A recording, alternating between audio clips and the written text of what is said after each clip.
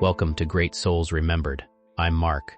On this channel, we pay tribute to unforgettable lives that brought meaning, inspiration, and brilliance to the world.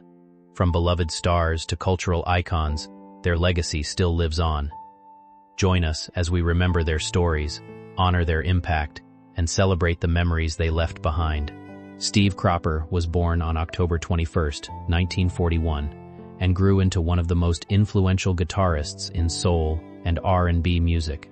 Rather than chasing attention, he focused on feel, timing, and groove. As a key member of Booker T and the MGs, he helped build what became known as the Memphis Sound, simple, warm, and deeply expressive music that shaped an entire era. Style, work, and influence. Cropper's guitar playing stood out because of its restraint. He didn't overload songs with complexity. Instead, he played only what the music needed. That clean, rhythmic style became the foundation of many classic recordings. Alongside performing, he also worked as a songwriter and producer, helping craft songs that became timeless hits and influenced countless musicians who followed. Legacy and lasting impact. Even in later years, his influence never faded.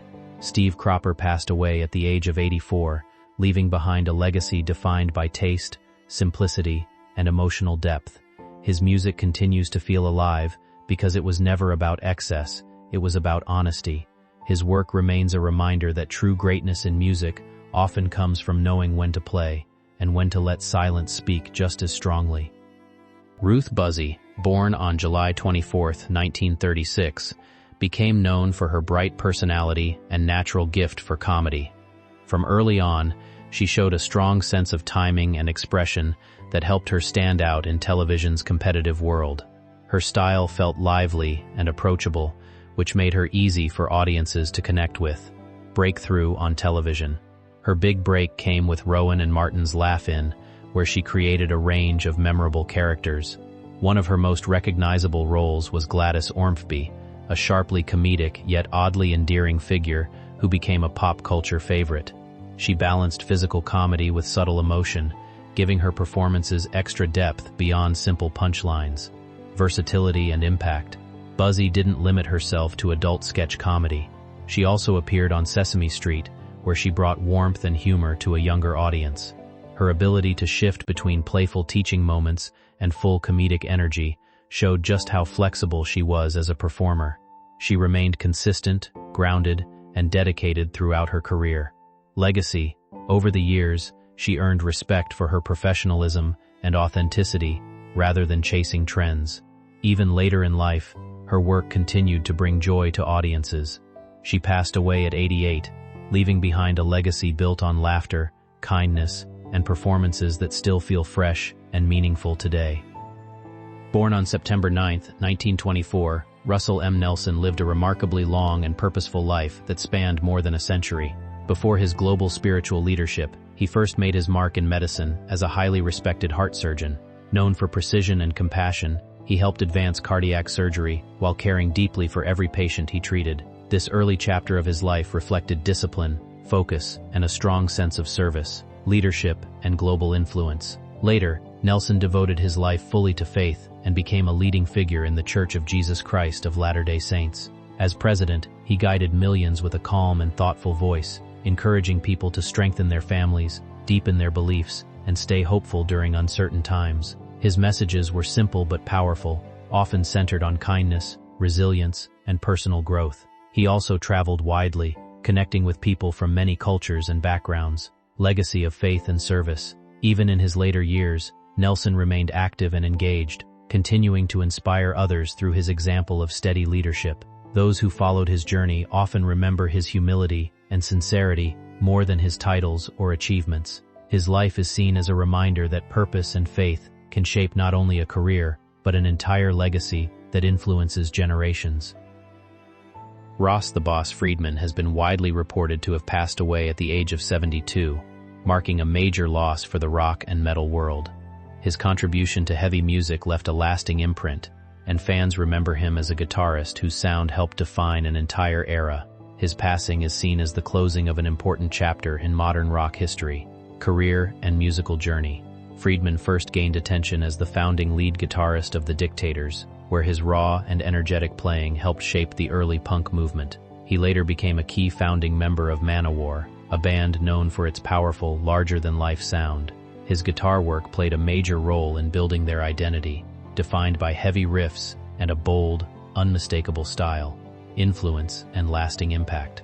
Across both punk and metal, Friedman's playing inspired generations of musicians. His riffs carried intensity, precision, and attitude that fans still celebrate today. Even as styles in rock evolved, his influence remained present in modern heavy music. Many remember him not just for technical skill, but for the energy and passion he brought to every performance, leaving behind a legacy that continues to resonate. Mike Tyson's story is often told like a myth, but at its core it begins in something far more ordinary and far more brutal, a childhood shaped by instability, absence, and survival. Born in Brooklyn in 1966, Tyson entered a world that offered little structure and even less protection. His father was absent from the start, and his mother struggled to hold the family together under the pressure of poverty in Brownsville, a neighborhood where hardship was not an exception but the rule. In that environment, Tyson grew up learning early that vulnerability was dangerous, and attention often came in the form of ridicule. He was small, soft-spoken, and frequently targeted, which pushed him inward and hardened his instincts. Yet even before boxing entered his life, Tyson was already developing the emotional architecture that would later define him: hyper-awareness, defensiveness, and an explosive response to threat. He was not simply a child growing up in difficulty, he was a child adapting to it in real time. The world around him did not offer stability, so he began building his own internal code, one built on toughness, control, and the refusal to be humiliated again. This foundation would later shape every triumph and every collapse that followed, turning him into one of the most dominant and complicated figures in sports history. Brooklyn streets and early hardening. Tyson's early years in Brownsville were defined by a constant negotiation with fear and survival. The streets were not just a backdrop, but an active force shaping behavior, identity, and expectations. Violence was common enough that it stopped being shocking, and respect was something earned through toughness rather than granted through kindness. For a young boy trying to find footing, this environment offered few safe exits. Tyson learned quickly that hesitation invited attention, and attention often brought trouble. At school and in his neighborhood, he was frequently mocked for his speech and appearance, which deepened his sense of isolation. Instead of retreating entirely, he began to develop a guarded presence, as if preparing for confrontation even in moments of calm. His emotional world narrowed into a few dominant feelings: anger, shame, and a restless desire not to be seen as weak. One of the most unusual outlets he found was a quiet fascination with pigeons. On rooftops, away from the chaos below, he cared for them with a tenderness he rarely showed elsewhere. They represented something simple and loyal in a life that rarely was. But even this fragile refuge was not immune to loss, and early experiences of cruelty reinforced his belief that attachment often led to pain, loss, isolation, and the making of resolve. A pivotal moment in Tyson's childhood came through the repeated experience of abandonment. People who entered his life often left just as quickly, reinforcing a sense that permanence was unreliable. His emotional world became shaped by expectation of loss rather than stability. Even small moments carried heavy meaning, and disappointments often registered as deeper confirmations of what he already believed about life. One incident involving his pigeons became symbolic of this worldview. When one of them was killed by a neighborhood boy, Tyson experienced it not as a minor childhood cruelty but as a rupture in trust. It marked a shift from passive vulnerability into active resistance. He later described the moment as something that solidified his desire never to feel powerless again. This emotional pivot did not immediately translate into boxing, but it altered how he moved through the world. He became more guarded, more reactive, and increasingly drawn toward environments where strength was currency. By adolescence, his life trajectory was already bending toward conflict and correctional institutions. What he lacked in guidance he began replacing with instinct, survival logic, and a growing attachment to the idea of dominance as protection. Reform school and the first turning point Tyson's teenage years eventually led him into the juvenile justice system,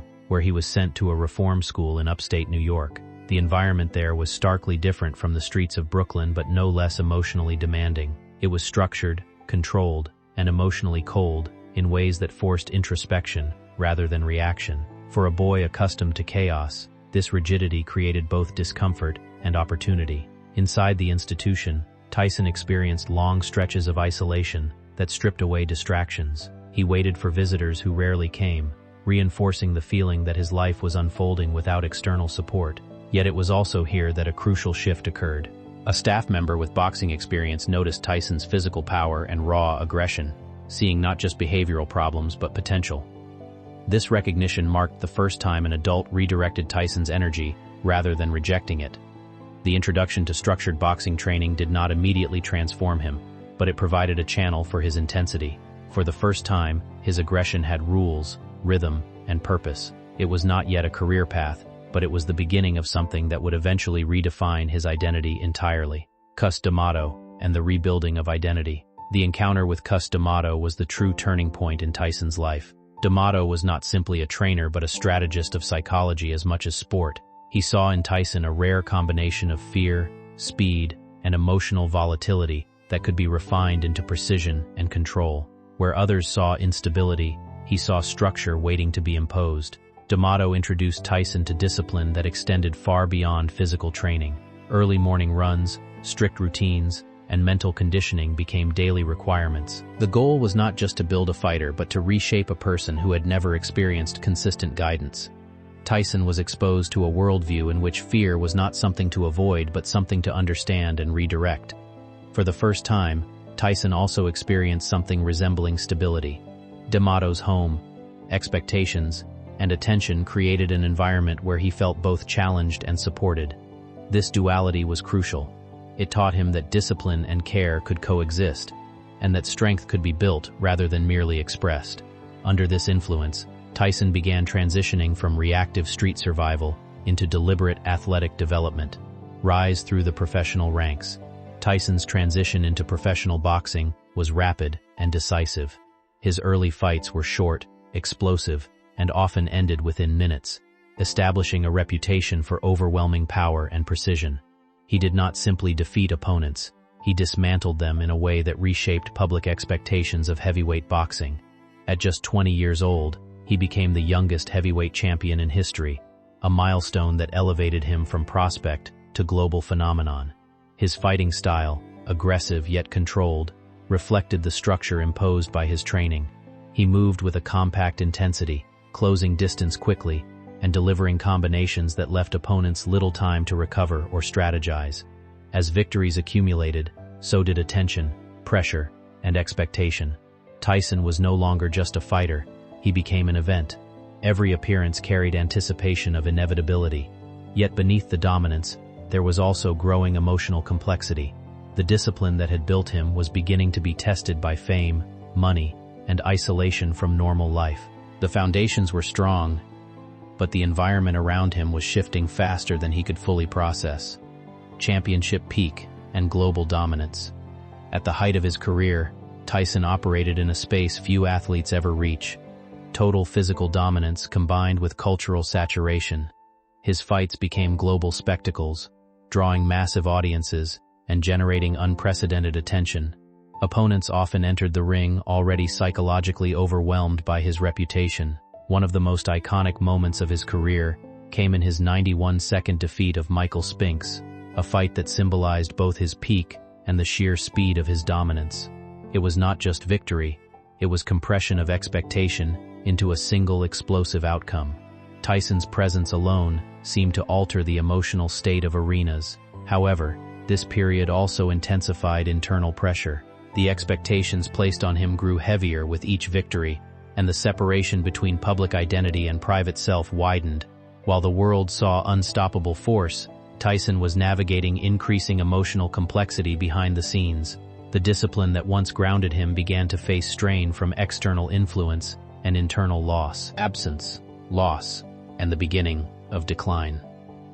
Even at his peak, Tyson's life was marked by significant personal losses that deeply affected his psychological stability. The death of Cus D'Amato was particularly devastating, removing the central figure who had shaped his discipline and worldview. Without that guiding presence, Tyson lost not just a trainer but an emotional anchor. Subsequent losses of key figures in his professional circle further destabilized his environment. People who had once provided structure were replaced by individuals with different priorities, leading to a gradual erosion of the strict discipline that had defined his rise. As external pressures increased, Tyson's lifestyle began to shift. The balance between focus and distraction tilted, and the consequences appeared in both his performances and personal life. Though he continued to win fights, inconsistencies began to emerge. Moments of vulnerability inside the ring hinted at deeper instability outside of it. The foundation was still there, but it was no longer intact in the same way. Collapse, defeat, and incarceration. Tyson's first professional defeat to Buster Douglas marked a dramatic rupture in his public image. It was not just a loss, but a symbolic disruption of invincibility. The fight exposed cracks that had been forming beneath the surface for some time. In the years that followed, Tyson's life became increasingly unstable. Legal troubles escalated, and personal decisions compounded existing pressures. Eventually, he was convicted and served time in prison, a period that removed him entirely from the world of professional boxing. Inside prison, Tyson confronted a different reality, one without fame, financial power, or public identity. It was a stripped environment where reflection replaced performance. He later described this period as one of forced introspection, where he had to confront aspects of himself previously overshadowed by success and chaos. The experience did not erase his past, but it altered his perspective. It introduced the possibility that identity could be reconstructed rather than simply defended. Return, controversy, and unraveling fame. After his release, Tyson returned to boxing with significant public attention. Early victories suggested a possible restoration of dominance, but the environment surrounding him had changed, and so had he. The discipline that once defined his rise was no longer consistently present, and the balance between control and emotion became increasingly unstable. Controversial moments in the ring and outside it began to define this phase of his career. High-profile fights drew attention not only for athletic performance but also for incidents that overshadowed outcomes. Public perception shifted from awe to complexity as audiences struggled to reconcile the former champion with his evolving behavior. Despite flashes of skill and power, Tyson's consistency declined. Losses accumulated, and his aura of inevitability faded. The sport that once revolved around him began to move forward without him at its center. The transformation was gradual but unmistakable: financial collapse and reinvention. By the early 2000s, Tyson's financial situation had deteriorated significantly, despite having earned vast sums during his career. Poor management, excessive spending, and lack of structural oversight contributed to bankruptcy. Assets were liquidated, and his lifestyle contracted dramatically. This period marked a stark contrast to his earlier life of dominance. The transition from global superstar to financial instability forced a reevaluation of identity beyond boxing. Tyson began exploring new forms of expression, including public speaking and entertainment appearances. Over time, he shifted toward more reflective engagement with his own history. Instead of presenting himself solely as a fighter, he began discussing vulnerability, mistakes, and personal growth. This reinvention did not erase the past but reframed it. The narrative moved from destruction to reflection, legacy, and quiet resolution. In later years, Tyson's life became less about dominance and more about understanding the forces that shaped him. He publicly acknowledged the complexity of his journey, including trauma, loss, success, and failure. What once appeared as contradiction began to form a more coherent narrative of survival and adaptation. His legacy is not defined solely by victories or defeats, but by the intensity with which he lived through both. Tyson represents a rare convergence of physical talent and emotional volatility, shaped by environments that demanded resilience from an early age. Ultimately, his story is not just about boxing but about transformation under pressure. From a child in Brownsville to a global champion and beyond, Tyson's life reflects both the fragility and strength of human development. His greatest achievement lies not in titles, but in enduring the full arc of rise, collapse, and reinvention while remaining visible to the world throughout.